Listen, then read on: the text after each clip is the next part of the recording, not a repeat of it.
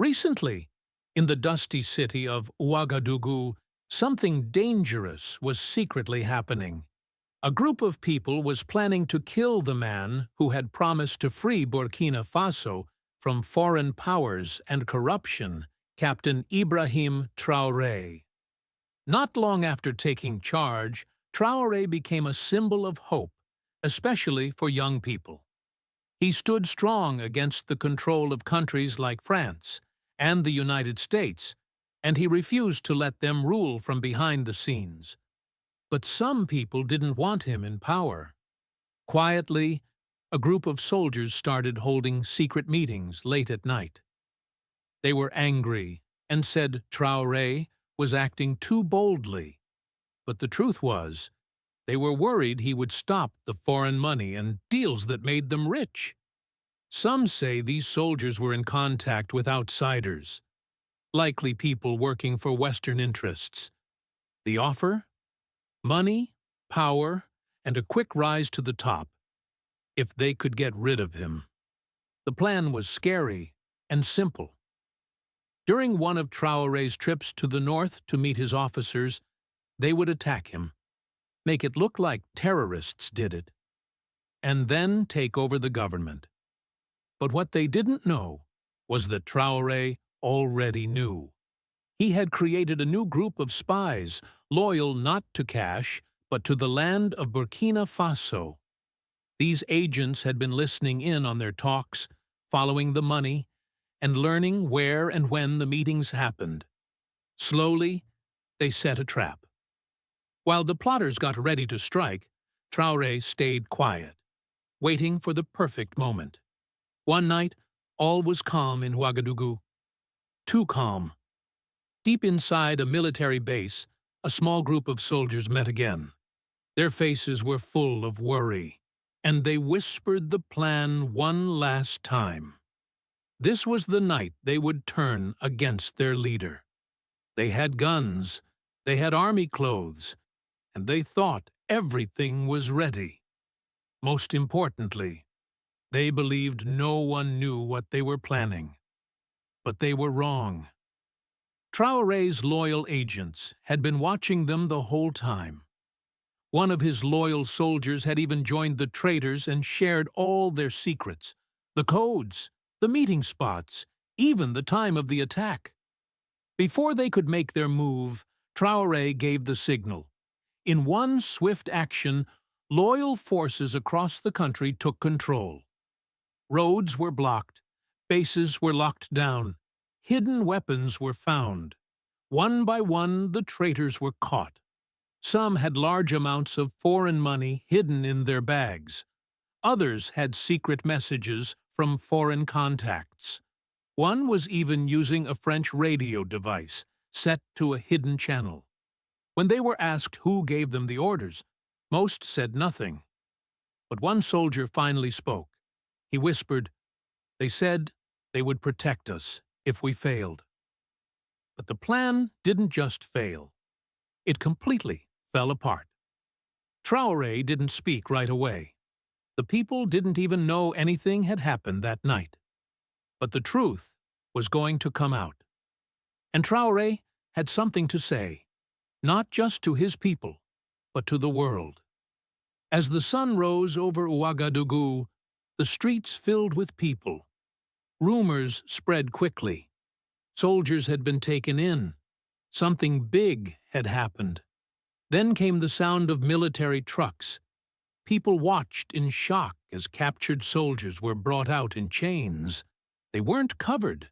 They weren't hiding. Everyone could see their faces. Some were well known. Men who once gave orders, wore shiny medals, and laughed in public places. Now they were kneeling in the heat, heads down, surrounded by guards. President Ibrahim Traoré stood in front of them. He was calm, but his anger could be felt. Behind him, the flag of Burkina Faso moved in the wind. He spoke without notes, clearly and slowly. "These men," he said, pointing to the soldiers on their knees, "are not heroes. They are not patriots. They are traitors. The crowd was stunned. Some people cried. Others gasped. Some people in the crowd shouted, "Down with the traitors!" President Ibrahim Traoré walked through the gathered crowd. He stopped in front of one soldier, a man who had once been his classmate in military school. "You, even you?" Traoré asked, staring into the man's eyes. The soldier couldn't look up. He hung his head in shame. Then Traoré turned to speak to the people. "They took money from enemies of Africa," he said, "from foreign powers who still believe they own us. But they don't. We are free now." There was a long silence. Then the crowd exploded into cheers. Drums beat loudly. People chanted Traoré's name. Some cried out of pride and anger. It wasn't just a parade. It was a message to the outside world. Burkina Faso will not fall. Even after the powerful parade, the streets of Ouagadougou were still buzzing. The image of the traitors kneeling in the hot sun under the angry eyes of President Traoré stayed in everyone's minds. But what shocked people most wasn't the betrayal, it was who was behind it. This wasn't just about jealous or greedy soldiers, it was a foreign-backed plan. Traoré's security team checked every phone, laptop, and voice message from the arrested men. What they found was bigger than anyone thought. They discovered secret emails, some linked to private security companies in Europe. The messages were written in perfect French and English, not the kind local soldiers usually use. Some messages included phrases like, "Make sure the target is removed before Q4. Neutralize northern visit. Funds approved for backup team. Stay hidden." These weren't ordinary army instructions. These were the kind of words used in spy missions and covert operations. And where did the money come from? Western banks. One officer had over $50,000 in fresh US dollars and euros. Another had regular contact with a French-speaking man pretending to be a charity worker. But his phone number came from a foreign embassy.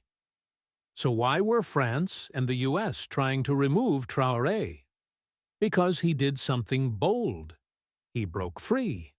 He kicked out French troops. He shut down foreign companies taking gold and lithium from the land. He refused Western aid that came with hidden conditions. He made friends with other African nations and with countries in Asia and the Middle East. Traoré declared, "Africa will no longer kneel. Not to France, not to America. We are no one's colony." That scared the West.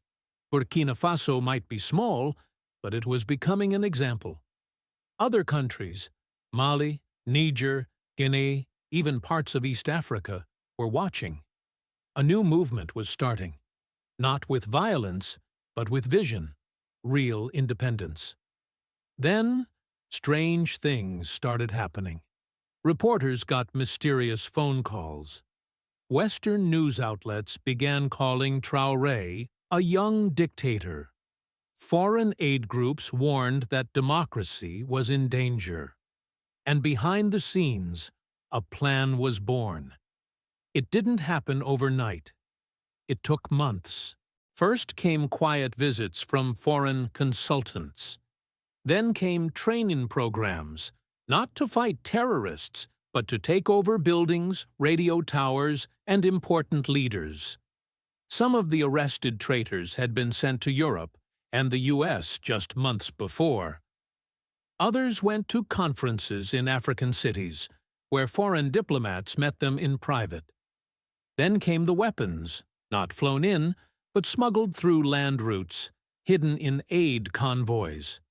Guns had no serial numbers. Bullets were marked with foreign codes. And the final piece? Bribes. Money sent to foreign bank accounts. Promises of visas if they failed. One man was even told he would become defense minister if the plan worked.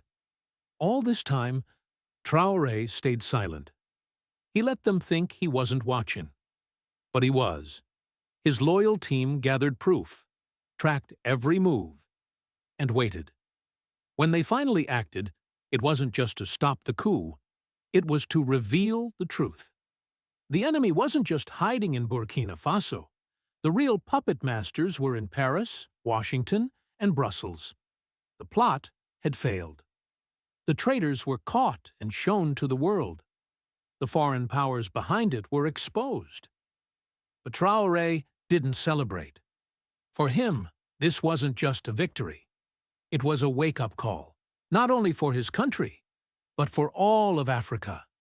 For 2 days, he stayed silent. The streets were tense. Some feared another attack. Others expected the West to hit back. Western news channels called him a dictator. But inside the country, people felt something else, a fire of hope. Young people marched through the streets.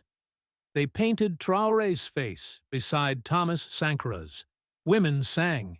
Elders spoke with pride they hadn't felt in decades. Then, on the third evening, Traoré spoke. Not from a palace, not behind bulletproof glass. He stood in the dust, in the middle of a crowd. No fancy suit, no big stage. Just a soldier, a son of the land. To the people of Burkina Faso, he said, "You have seen the truth. You saw your own brothers turned into tools by outsiders. But we are not theirs, not anymore." He paused. The crowd was silent. They sent money.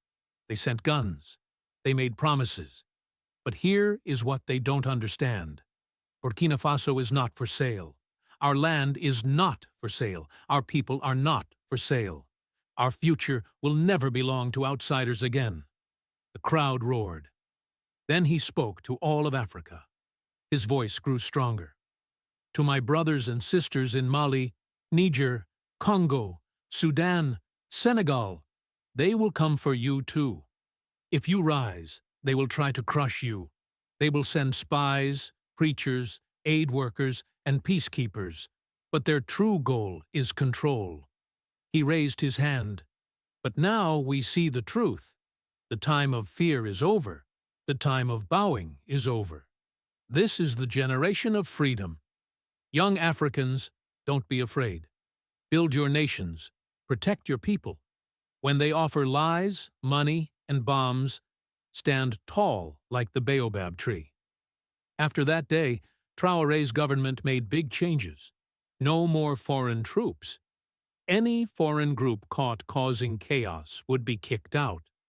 All natural resources would stay under national control. No more outsiders taking gold, oil, or lithium. He even announced that every citizen would get a small book about the country's history, about colonialism, and how to protect their freedom. It was a kind of mental freedom to match the political one. Western governments were shocked. France denied everything. The U.S. gave weak statements. Some called for sanctions. Others warned of instability. But across Africa, something was changing. In Mali, people held marches in support. In Niger, people asked for their own cleanup of traitors. In Guinea, young people shared clips of Traoré's speech. It spread like fire. Traoré was no longer just a leader. He had become a symbol. A young African who stood up and won. That evening, as the sun set, Traoré gave his final words.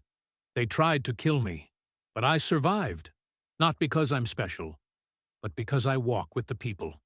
And as long as I do, no foreign bullet, no paid traitor, no empire can break me. Long live Burkina Faso. Long live a free Africa. The people clapped like thunder. The story of a failed assassination became more than survival. It became a message, a warning, and a call to rise. From the dusty streets of Ouagadougou to the busy cities of Accra, Addis Ababa, and Kinshasa, Africa was waking up, and it would never sleep again.